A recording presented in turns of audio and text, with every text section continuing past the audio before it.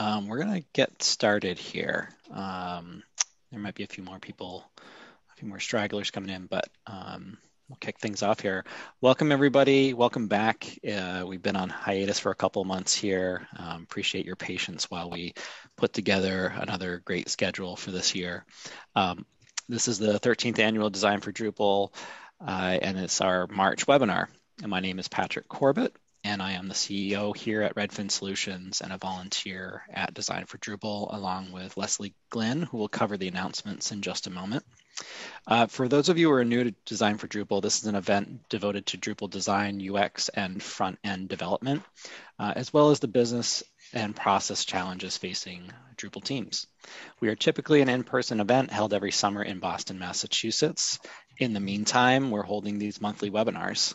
I'm going to turn things over to Leslie for some announcements. Leslie. Thank you, Patrick. And welcome everybody to the March webinar for Design for Drupal Boston.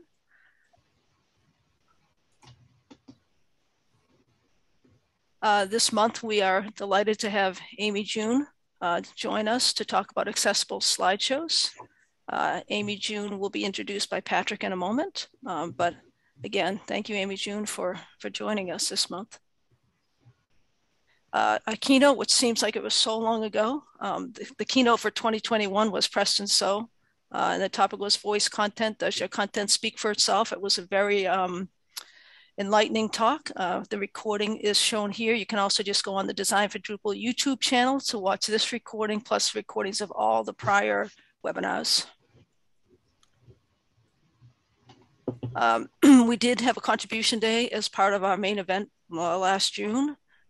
We encourage everybody to continue to contribute to Drupal. There are so many opportunities to give back. Anything from design, front end, testing, accessibility, documentation, coding, if that's your specialty. Whatever your specialty is, whether you're a newcomer or a very experienced Drupalist, there's a place for you. So please join us. There are different Slack channels I listed here.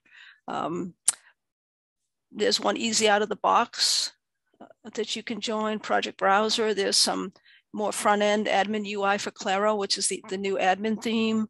There's a D9 theme channel for Olivero. Those are all Slack channels. Go to drupal.slack.com to join any of those, but we'd love to have anybody and everybody come and help us contribute to make Drupal a better product for everybody. And there are mentors available. So if you haven't contributed before, even if you have and you have questions, please reach out to mentors as you're going into those channels and looking for things so that you in places where you can help out. Our upcoming webinar series. So we're very pleased to announce that we have 2 additional webinars set up already. On April 13th, we have a webinar, DevOps for Front-End Developers who can't back end and want to learn to understand other good stuff too. Taryn will be leading that, so we're excited for that in April. In May, Donna Bungard will be joining us for Crayons Down, Accessibility for UX is More Than Content. More than contrast, apologies, Donna. So we're looking forward to that one as well. I will be updating the website to put the links to sign up for both of these later today.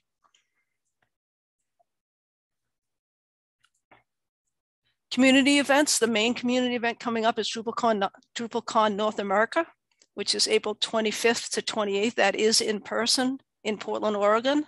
We're really looking forward to seeing everybody there.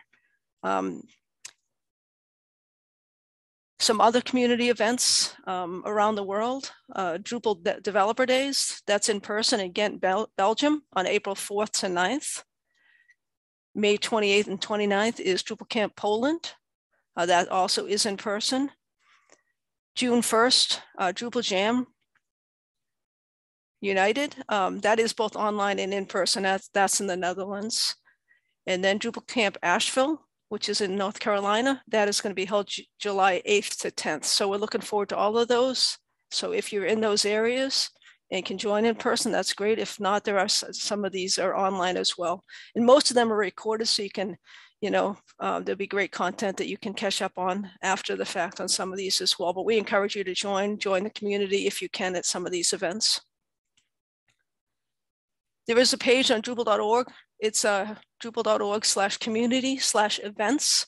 There's a listing here of all the events, and it lets you know which ones are online, which ones are in person, which ones are both.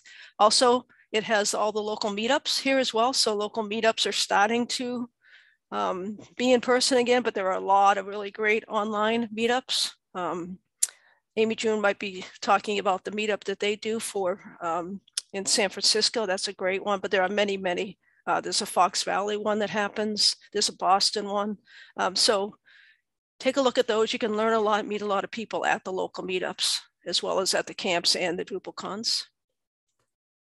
The code of conduct, one of our strengths is inclusiveness. We want to make people feel welcome and included at every Drupal event, whether it's an in-person event or whether it's an online event such as today's. So treat everybody with dignity and respect. We do follow the Drupal Code of Conduct, which is in the footer of the website, of the designfordrupal.org website. If you do have any concerns at all, please reach out to Patrick or myself. But thanks for treating everybody kindly. We need your help. Design for Drupal isn't possible. We are a volunteer organization, so anybody that might want to help out has some website developer experience, front end, back end. Anybody that wants to help find speakers, that's always a challenge. That's something that we could use help with. Additional social media marketing and speakers. If you know somebody or you are somebody who feels that they have something in the design front end area that you feel would be great to share on a webinar such as this, we welcome you to reach out to us at boston@design4Drupal.org and let us know. We want to thank our sponsors. Redfin Solutions is the gold digital sponsor. We have a lot of sponsors. I'll just mention them briefly because they all did contribute and we really appreciate their support.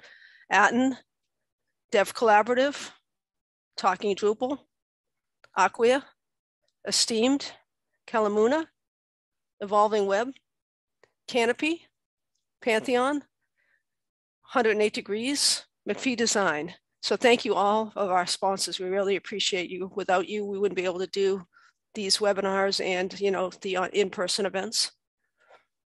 Spread the word about today's events on social media. Hashtag is D4D Boston. So thanks. And remember just to be kind to everybody you interact with, and it'll be a better world and a great place to do Drupal and all the other technical and all the other social things that we're involved with. So thanks. And I'll turn it back over to Patrick now to introduce AmyJune. Thanks, Leslie.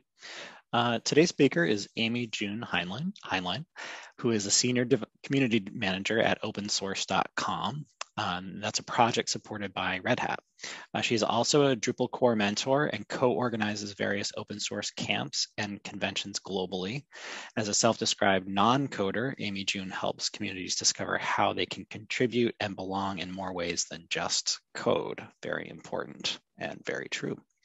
Last but not least, AmyJune was the 2021 recipient of the Aaron Winborn Award, presented annually to an individual who demonstrates personal integrity, kindness, and above and beyond commitment to the Drupal community. AmyJune, thank you. Congratulations on that as well. And thank you for speaking today, and welcome to Design for Drupal. Thank you. And I want to remind folks that the nominations for 2022 are open. If you go to the Community Working Group blog, you'll find an article and a submission form for that. So I am presenting on accessible slideshows today, and I will share my screen. And I will try to find chat again. It got kind of lost. And what I'm going to do is I'm going to share a link to the slide deck for people who need that visual reinforcement along with reading the words. And also there's some links in there. There are images in this slide deck. Most of them are decorative, but if they do provide context and content, I will be describing them. There is a list of resources at the end, and that's another reason why I provide that link, so y'all can do some more homework at the end. But before I start today, I want to start on a somber note and use my privilege to say that as a Quaker, I really believe that the Spirit of the Lord resides in us all, and violence and war are never the only option, and I want to hold in light all of those in the Ukraine whose lives are in danger and disrupted by the fear, acknowledging the refugees that are fleeing from the Ukraine and the hundreds and thousands of Russians who are shocked and also dismayed at the course of their government has taken, so just hold those people in your heart, the soldiers and all those courageously working for peace. Again, my name is AmyJune Hineline, always one word, title camel case AmyJune. I recently moved over to the opensource.com editorial team. I'm the community manager over there. If you have something open source that you would like to write about, hit me up. We are open to all kinds of content. We are very skimpy on Drupal content. So if you have an interesting thing that you want to talk about Drupal and it's open source, let me know. And then across all the major things, I am Volkswagen chick. AmyJune, somebody mentioned in chat that people might need access to your slides. Oh, crud. Okay. We can take care of it later. Okay, yeah, I'll do that. So if you keep that link, I'll open up that at the end because I am a failure at multitasking with double screens and all that kind of stuff. But thank you, I will do that at the end. Okay, so I introduced myself, but my kitty Spot might make an appearance. His long name is Spotty McSpots-a-lot. We got him from Pet Friends, our local shelter. He chases his own tail. He loves getting pets and he drools. Very cute. But then we also have Pantera, who we will not see. She's in the closet. She likes to eat Spotty's food, and that's about all I try to take her picture, so that's what we can see from Pantera. So what will we talk about today? We'll do this sort of general talk about what is accessibility in the lines of accessible slideshows. So we'll talk about some standards and guidelines, theoretical models of disability, talk about assistive technology, because assistive technology kind of dictates how some people use our websites.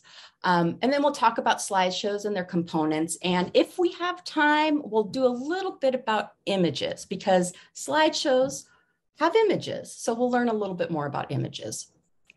And accessibility means everyone. It means everyone can access whatever it is that you're offering.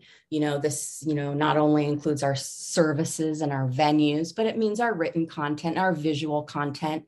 And inclusion isn't about giving us special privileges. It's making sure that the barriers are removed.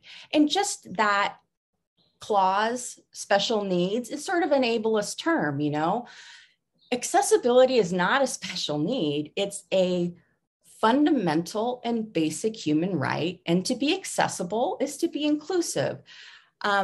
Website accessibility is an equality issue. And remember, as we get older, everyone becomes a little bit more disabled with time. Our hearing, our eyesight deteriorate over time. There's situational disabilities. I weave the tale of Alice in Wonderland in this story today. So, our situational disabilities might be Alice grows small and tall, and each of those situations brings some accessibility issues. The white rabbit lives with general anxiety issues. He's so preoccupied with being late. Remember when Alice showed up at the Duchess's house and no one could hear the knocking because of all of the commotion? Or when Alice wanted to, she couldn't hear the words of the lullaby due to the baby crying. So those were situational disabilities.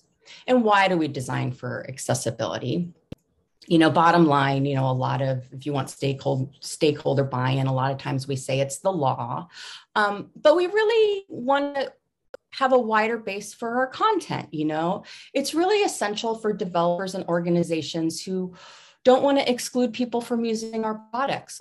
According to the Center for Disease Control, the CDC, 26% of people living in the United States live with some form of disability. That's 1 in 4. So some terms and definitions, and I'll just briefly glance over these, but I don't want to assume anyone's skill level, so I want to at least announce some of these. The ADA is the American with Disabilities Act. This prohibits discrimination and guarantees that people with disabilities have the same opportunities as everyone else to participate in American mainstream life. This means employment opportunities, the ability to buy services and goods, to participate in our entitlement and government programs and services. There's Section 508. We often hear that something has to be 508 compliant. Section 508 requires federal agencies to develop, procure, maintain, and use information and communications technology that is accessible to people who live with disabilities, regardless of whether or not they work for the federal government. And to be 508 compliant means to be WCAG 2.0 compliant, which is a good segue to talk about web content accessibility guidelines. And we often see it abbreviated WCAG. Some people say WCAG, WCAG.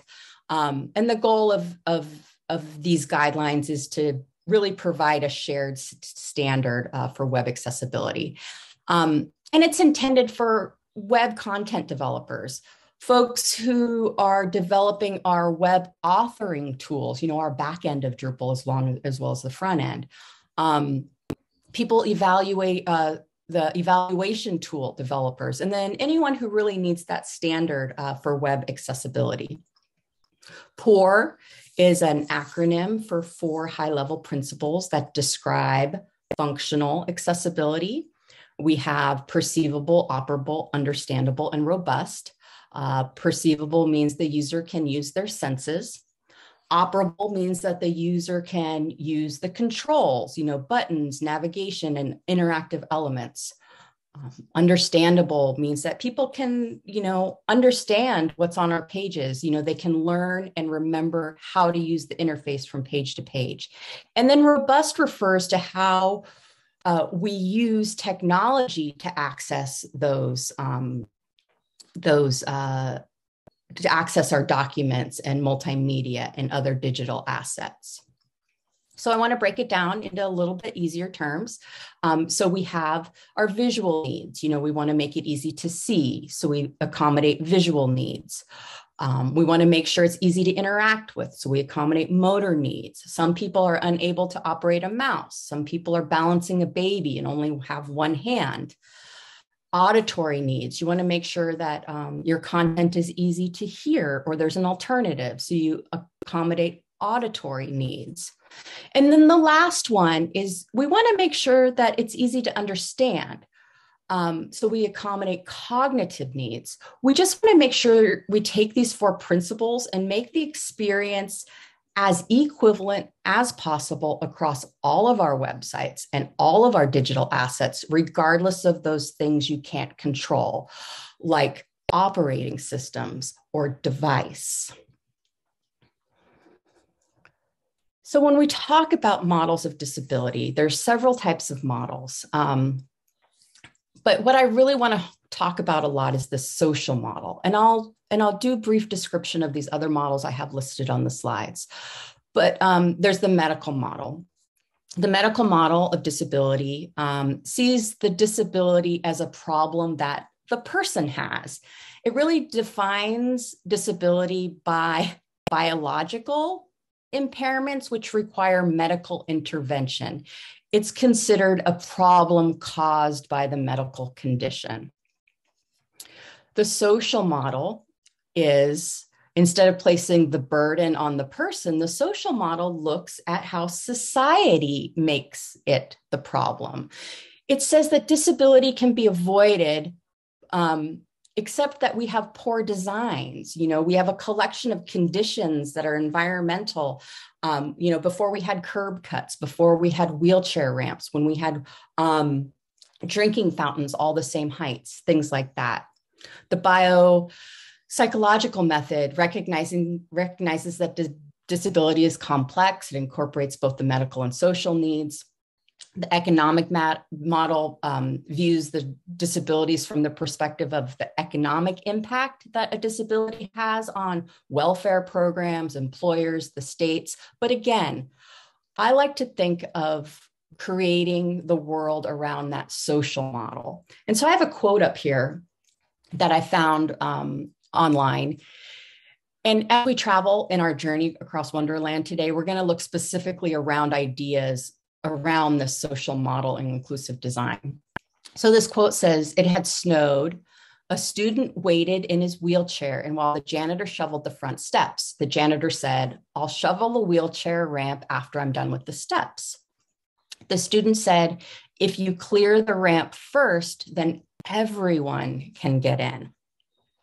So it comes back to that inclusive design. Much like our outside world, the more inclusive we make entryways and ramps, the more usable our world is for everyone. And websites aren't any different. So the last definition I want to talk about is assistive technology, and sometimes you'll see this abbreviated as AT. It's any device, software, or equipment that helps people work around challenges so they can learn to communicate, learn, and function better. There's screen readers, speech input devices, pointers, keyboards. All of these are assistive tech. Even a mobile phone can be considered assistive technology. The technology allows and really empowers users who live with low vision, cognitive and learning disabilities to access information and maintain privacy. It removes a barrier to the internet or digital information. I'm a hospice nurse by trade, and this is one of the reasons I'm so passionate about accessibility is I worked in a hospice house where I worked with patients who were, imminently dying, and I would have to read their email to them because they had no ways of doing it themselves. And it's personal and it's private. And so when we think about even something as what we might consider simple as checking our email, there are barriers for some folks around things that we might consider simple. WebAIM conducted a screen reader survey to determine how and why users use screen readers. They found that almost 92% use a screen reader because they live with a disability.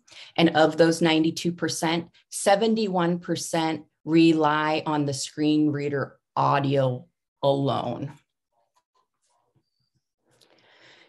And then in that same survey, they asked about mobile versus web, and respondents indicated that they're slightly more likely to use a mobile app than a web app for common online tasks like banking and email and shopping. So we're looking at, 51, almost 52% of people using mobile devices when they're doing their day-to-day activities. And accessibility seems hard. But once you start down the path, it will really open your eyes to the needs that folks have to be included. I have this quote from Alice from the White Queen up here. It says, "Why sometimes I believed as many as 6 impossible things before breakfast." Once we start thinking about accessibility and thinking about all of those around us and the way different people use technology, the easier it becomes to bake all of that into our workflows. So now I'm a vegetarian, so the potatoes and kale of the presentation. Lots of times slideshows are predominantly located. Sometimes they're used to provide navigation or show page content. Slideshows can display a few items at a time. Sometimes they're known as carousels. Other times they're known as sliders. Let's think of some typical uses of slideshows. We have tickers, those scrolling news headlines or stock tickers. We have image galleries. We have featured articles on our home pages. But according to W3 Schools, slideshows are disputed from a usability perspective because their content can be hard to discover. And I'm going to say that again. Slideshows are disputed from a usability perspective because their content can be hard to discover. So I have this slide up here that says the first rule of slideshows is not to use slideshows. And this is a common theme throughout this presentation. But ensuring accessibility can also improve usability. So if we do need to use a slideshow, what can we do to improve that usability? There are next to useless, the slideshows in general are next to useless for users and are often skipped because they often look like advertisements, especially when we're on our cell phones. So I love data. So here's another chart from WebAIM Screen Reader Survey again. This comes from Notre Dame University, and it showed that they ran the study and of a slider, and they received a click-through rate of barely 1%. And then 84% of those clicks were on the first item of the rotation. And even for those slideshows that auto-rotated, the research showed that the numbers of clicks on slides preceding that initial slide dropped off dramatically. And we'll talk about this information again. So we have some basic slideshow components. We have a slide, which is our single content container. It's within the set of content containers.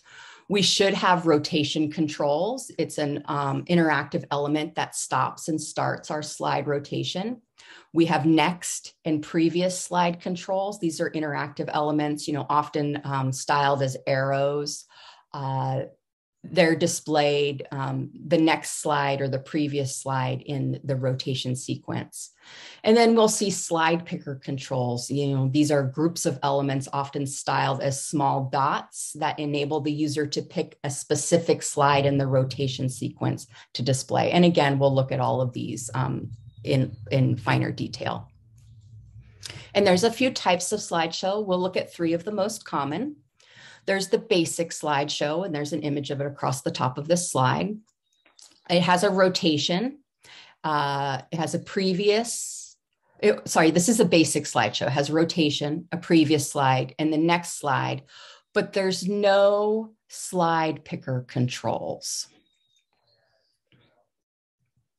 We have a tabbed slideshow. It has basic controls plus a single tab stop for slide picker controls. This is a carousel pattern that's based on ARIA tab panels. That's ARIA. Only one tab panel is visible at a time. There are buttons to go forward, back, or to play and pause the carousel. And that's the tabbed slideshow. And then we have a grouped slideshow. This has basic controls plus a series of tab stops in a group. Because each slide selector button adds an element to the page tab sequence, this style is the least friendly for keyboard users. So you can see across the left side, you have slide pickers, but then you also have your main content with the next and the previous slideshow. The next and the previous button controls. So this is a slide. This is a single slide, a single container within that set of containers. Here is a in action, next and previous slide control. This is highlighted on focus. We'll talk about highlighted on focus in a second. This is a rotation control. You can see that there's some more interactive elements in this compared to the last one. This one just has a previous and next, whereas this one has a play, a stop, a next, and previous. This one also has the ability to mute sounds. And this is that slide picker control, the group of elements. Sometimes you'll see them displayed as those small dots across the page. In this instance, they're pictures across the bottom of the page. So you can go individually and select the slide depending on which one you want to see. You don't have to go through a series of the next or the previous buttons. So what is some success criteria around slideshows?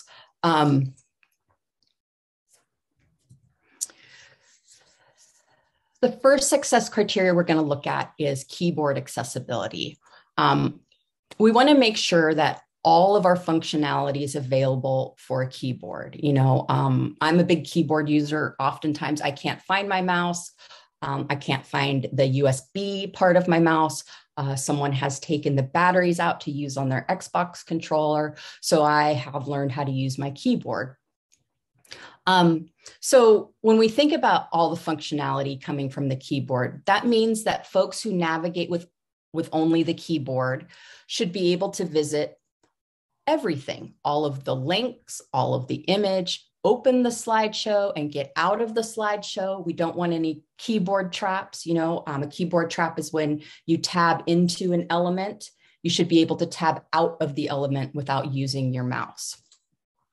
And who does this benefit? It benefits people who are blind, people who can't use devices as mice, that require hand-eye coordination. People with low vision, they may have trouble finding or tracking the pointer or the indicator on the screen. And then some people with hand tremors find using a mouse difficult and therefore rely mostly on the keyboard. And the next criteria is around seizures. We don't want to design content in a way that is known to cause seizures. This is guideline 2.3 in our WCAG guidelines. These are guidelines around flashes and animations. If your content moves around a lot, there needs to be a mechanism to turn it off. And this, who does this benefit? Of course, it benefits people who have seizures. When viewing flashing material, we want them to be able to have that mechanism to turn it off. We want them to be able to be on the site without having a seizure and without having to miss the full experience of the content by being limited to text alternatives. This includes people who live with epilepsy or photosensitive epilepsy, as well as other photosensitive seizures, people who live with VIMS, vision-induced motion sickness. It's also distracting for folks with cognitive disabilities. Be very mindful about moving parts. And that's something about slideshows that we don't think of often is there's a couple of things to think about is if the single tab has moving content, but also how fast your content is moving and if the content is continually moving and where it is in your screen. Is it always at the top of the page? Is it sticky? So if people are trying to read the content, is that always moving at the top like a ticker? Is it something that's always distracting our users? And then we have a guideline around being navigable. This goes along with our keyboard users. We want to provide users a way to find the content and know where they are when they're navigating around. We want to make sure that our content is in an order that makes sense for people who are using, either a screen reader or a keyboard. We also want to make sure if folks are using a keyboard or a screen reader that we want to make sure that they know where they are on the page. So we talk about visible focus. And this helps people with motor impairments, visual impairments, people who live with disabilities that make reading difficulty. Having that content highlighted keeps them on that interactive element. When you're tabbing through and you say you look away because Spot is meowing and I come back, if I don't have that in visual focus, I might not remember where I am on the page. And then the last set of guidelines I want to talk about is around target size. This is 2.5.5. We want to make sure that our interactive elements must be make it easy to activate. This talks about the region of the display that will accept that clickable action, like a button or an anchor link. The rules are kind of changing, but right now the size of the target is 44 by 44 CSS pixels.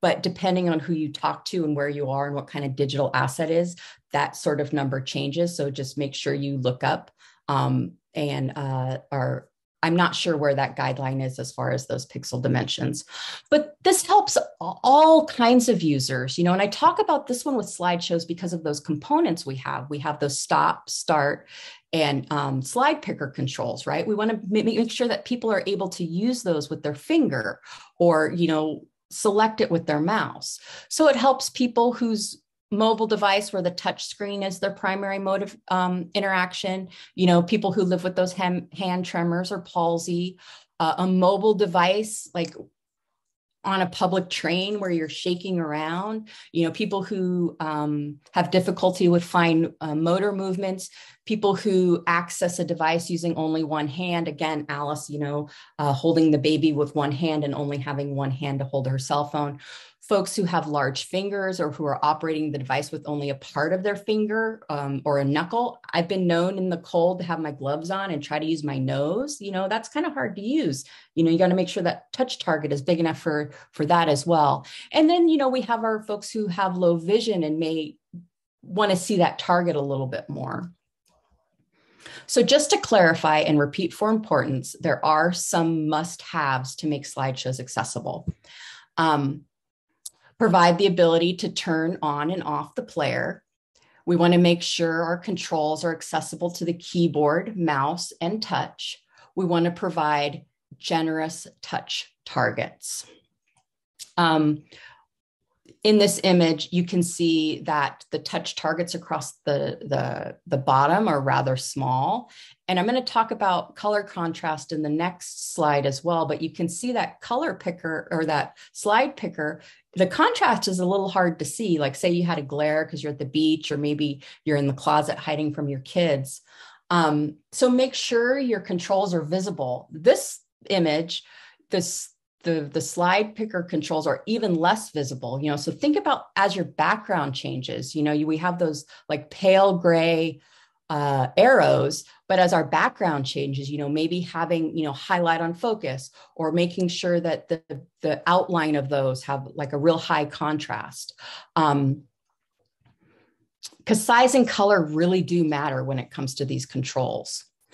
And then make sure that there's a reasonable alternative to the slideshow. In HTML and CSS, the slideshow does not need to function with the style sheets disabled, but all of the content needs to be available. I live rurally and so I travel a lot. So sometimes I have CSS and images turned off on my cell phone. So sometimes this image across the top where it's just a bunch of blank boxes, sometimes that's what I'll see.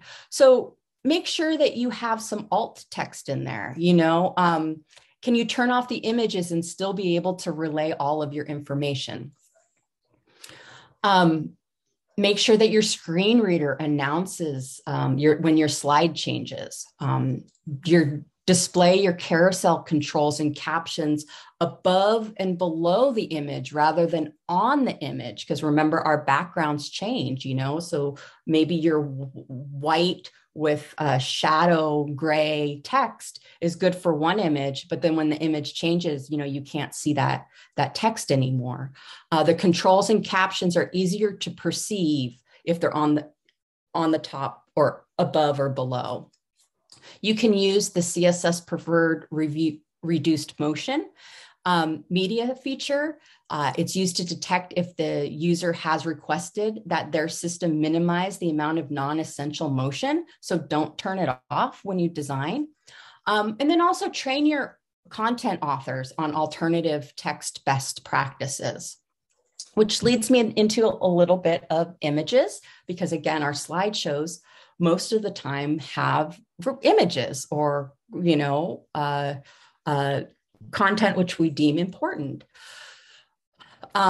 Images enhance our content, especially for people who live with cognitive or learning disabilities. We include images to support and add information and concepts. Sometimes people who live with low vision or cognitive disabilities use images to orient themselves on the page, and this is beyond the slideshow. But media, beyond the slideshow, it actually increases the ROI on some of our content. And what is some image success criteria? We want to make sure that we provide alternative text. Anything we present visually, we should provide alternative text for. The alternative text does not have to be verbatim, but we want to make sure that people know that there's an image there. And if it provides some sort of context or content, that we provide that alternative for them. If you have images of text, and I'll describe some of these in a little bit. But when we have accessible images, it helps people who use speech input software. Users can put focus on a button. Text alternatives can be read aloud for people using browser speech-enabled websites. People can access those images if they have their CSS turned off.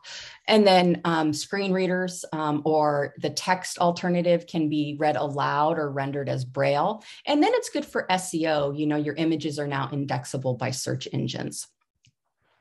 So I'm going to talk real quick about some different types of images. I don't need to say what's on this slide because we're going to go into each of these in a little bit more depth. We have our simple image that conveys simple information. It's short, sweet description of the content of the image. It's typically, again, alternative text is invisible to people who can see the image, but it's exposed to people who are using assistive technology like the screen readers or our Braille displays. And our description should really convey the content as concisely as possible to provide access to the content without adding a lot of details. So something like this, I would say a tree in front of the chessboard countryside in Wonderland. And if it was important to the content, I might add that it's an illustration. A complex image, it could be a chart, it could be a diagram. It conveys too much information to be described using alt text. So sometimes we use long description. It's a more detailed description that provides equivalent access. Again, ask yourself, what are you trying to convey with this information? That information must be provided to people who are unable to see the image. A long description can include any structure necessary to communicate the content of the image, including headings and lists and data tables. For this image, Alice is in the middle with paths to all of those other characters as she goes through Wonderland. And I would describe where the arrows are going and what the text is under each of those images. And then a decorative image. I could talk for 45 minutes on decorative images alone. But if an image is purely decorative and does not convey any information, you can mark it as decorative. But I want to challenge folks. The image is there for a reason most of the time. Are you trying to evoke mood or convey emotion? So be really careful with what you think a decorative image is. But decorative images can be borders, they can be spacers, they can be corners. But there is a good use case for marking things decorative. You have described something in the surrounding text, and it really just supports what's already on the page. Images of text, this is text within the image. If you have an image of text, make sure that your alternative text says exactly what the text is in the image along with any sort of picture. But when we think about this, when we use actual text, it's way more flexible than using an image. It can be resized without losing clarity. As you zoom in 200%, an image can become pixelized. But when you have text, it keeps its clarity. Here we have Alice looking at the Cheshire Cat smile in the background with the words curiouser and curiouser. And we have groups of images. These are multiple images that convey a single piece of information. And I'm talking about the star rating at the bottom of this movie poster. The text alternative for one image should convey the information for the entire group. So this image would be a group of 5 stars for one rating. So I would say for the first image alt text, I would say 3.5 stars out of 5. And then each subsequent star I would leave blank. And then image maps. These are multiple clickable areas. It can be org charts, map park maps, decision trees, and the text alternative for this is much like your complex image. Make sure you have enough data to make sure that it makes sense to your reader. But if you have multiple clickable areas, now you've added another detail in here. And this is the same for in your slideshows as well. When you click on a slideshow image and it takes you someplace else, all of a sudden you've introduced a new criteria. When you have a picture that is also a link, not only do you have to provide alt text for the image, but you also have to describe the purpose and the destination of the link. And I'll say that again. So once you have an image that is also a link or has a purpose, you have to not only describe the image, but describe the purpose or the destination of the link. And in this image, I have Alice's path through Wonderland, and then I would describe where each of the links takes me. And then media players, because sometimes, our slideshows are decorated like media players. When we talk about how to deliver our media, there's only 3 guidelines that I really want to focus on for accessible slideshows is, can the media's buttons and controls be operated without a mouse? Are the media player's buttons and controls properly labeled so they can be operated by a blind person using a screen reader? And then, is the media player fully functional, including all of its accessibility features across platforms and in all major browsers? So again, not only in Chrome or Brave or Internet Explorer, but also Safari on your phone or Chrome mobile browser. So you have to think about where people are looking at your slideshows. So some lessons we learned, not all descriptions are equal. So we want to clarify the purpose of our images, especially in our slideshows. It's not about special privileges like accessibility overlays or secondary websites. It's about making sure there's no barriers in the first place. Time limits. Sometimes we have time limits in our slideshows. We want to make sure if we do have time limits for security reasons that people have the ability to turn off it on or extend it. And this goes back to the white rabbit being so nervous about time. Imagine the anxiety as a timer is clicking down. And then build it right from the start. Take the time to learn code and design practices. Accessibility is always a best practices. Accessibility is also a usability factor. Making sure your site is fully accessible to all users can also mean fewer bounces and higher conversion rates, leading to better ROI. Better usability is not only good for users, it's good for your performance and your SEOs. The playing cards lost their heads by trying to fix the roses by painting them red when they should have had red roses from the start.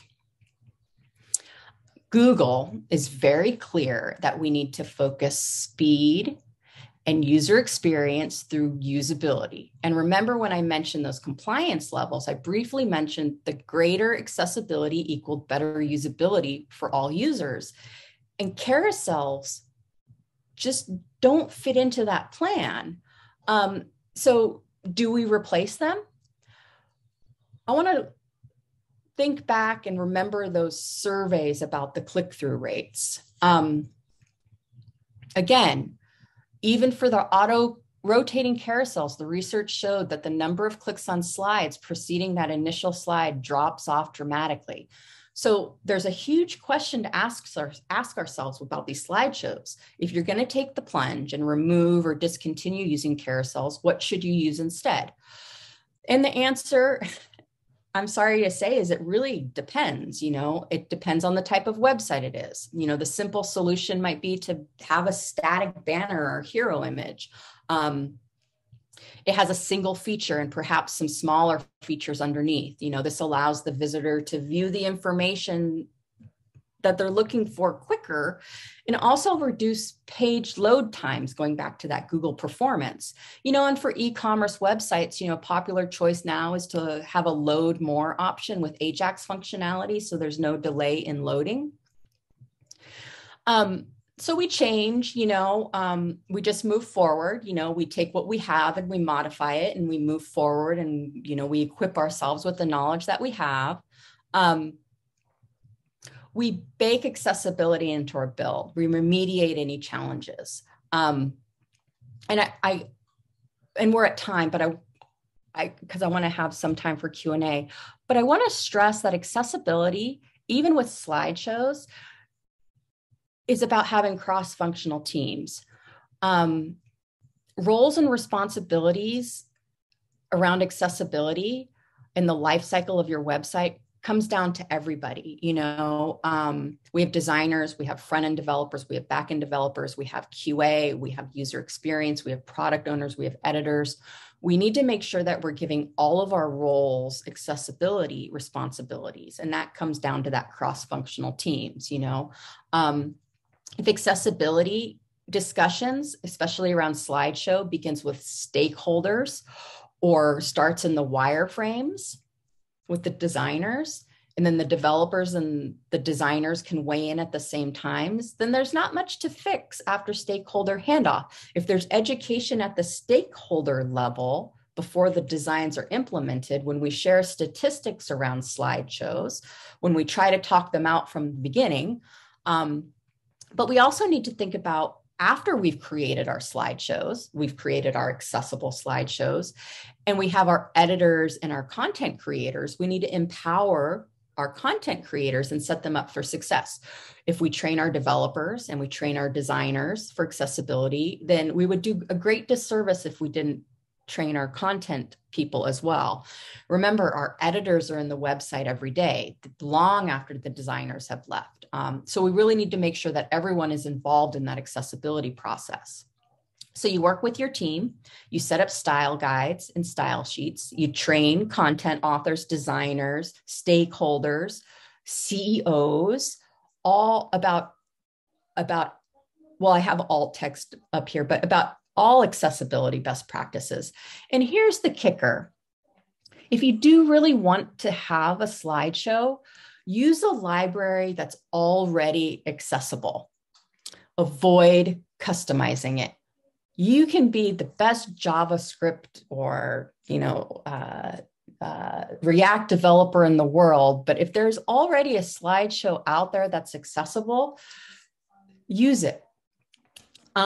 Remember that accessibility is a moving target. So we test and we look at it. We look at it as the rules change. We look at it as our content changes. We look at it as our assistive technology changes. Now we have to think about augmented reality and virtual reality.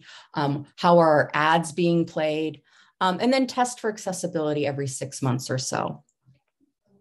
And then there's time for questions, only a few, but I also want to, again, iterate that feel free to reach out on LinkedIn and on Twitter. And then also at the end of the slide deck, I will open up the privileges. There are some examples of some accessible slideshows. And then if you go into Drupal, some of these have contributed modules that are easily plug and play in Drupal. So thank you. Thanks, thank you, AmyJune. Thank you. Thank you very much. I'm going to jump right into Q&A because we've got a few. The first one, if the first rule of using a slideshow is not to use a slideshow, what are some good alternatives to guide product owners and customers toward a viable alternative? So that's a discussion. So if we think about our slideshows and we think about that survey where there are cases for slideshows, let me back up a little bit. We have our wedding sites, we have our birthdays, we have our family reunion sites where we share with our families. And that's a perfect example of where a slideshow is appropriate. People are interested in every single picture. They're going to be clicking through that. So there are times when slideshows are perfectly necessary.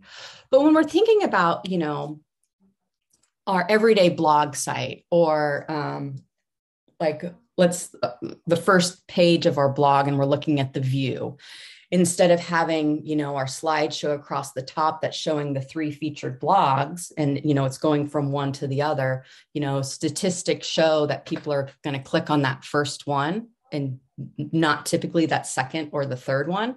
So having that featured article is really the way to go, And then having the promote to front page option that we have in Drupal. I'm not sure how many site builders we are, but we do have that option when we promote content to promote and make things sticky and weight them, and that's a good option for things that we want targeted, rather than have the slideshow. But also if we do have the slideshow, think about what information you're trying to convey and how important is it?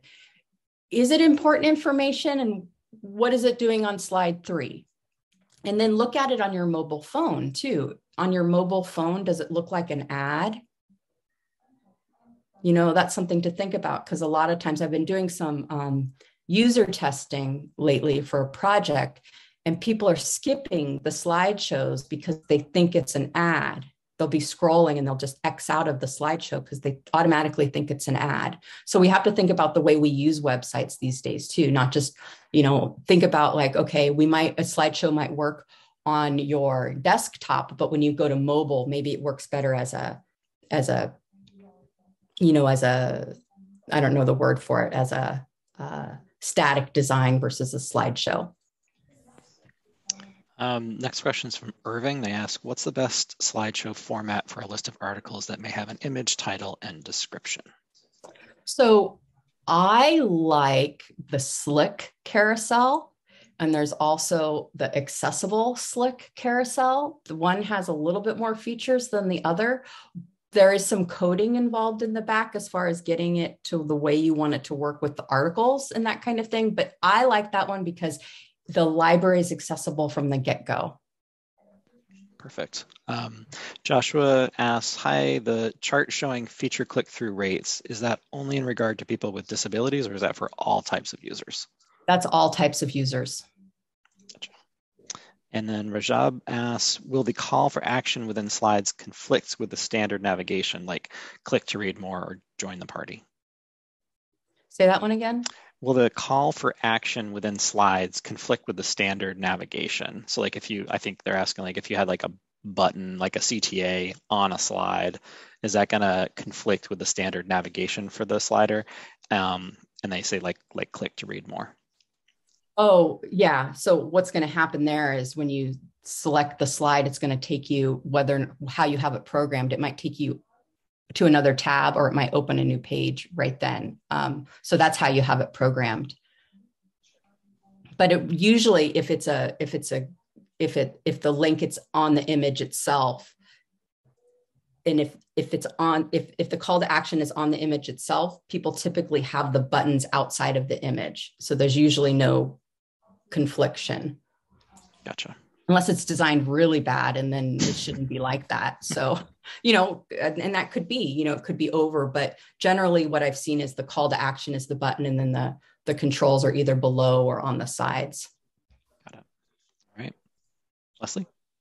Yeah, I think that's all the questions. I just wanted to thank AmyJune. That was a super informative webinar. I'm sure everybody got a lot out of it. Everybody that joined at the beginning stayed for the whole thing, which is awesome. I especially like the last part of the webinar where you went over everybody's roles on the different teams and how everybody should think about accessibility from the very first day that you start a project. So that was really good. So again, thank you so much. We were delighted to have you. Thanks for taking the time out of your super busy contributing to everything lifestyle to join us today. Can I plug something real quick? Sure.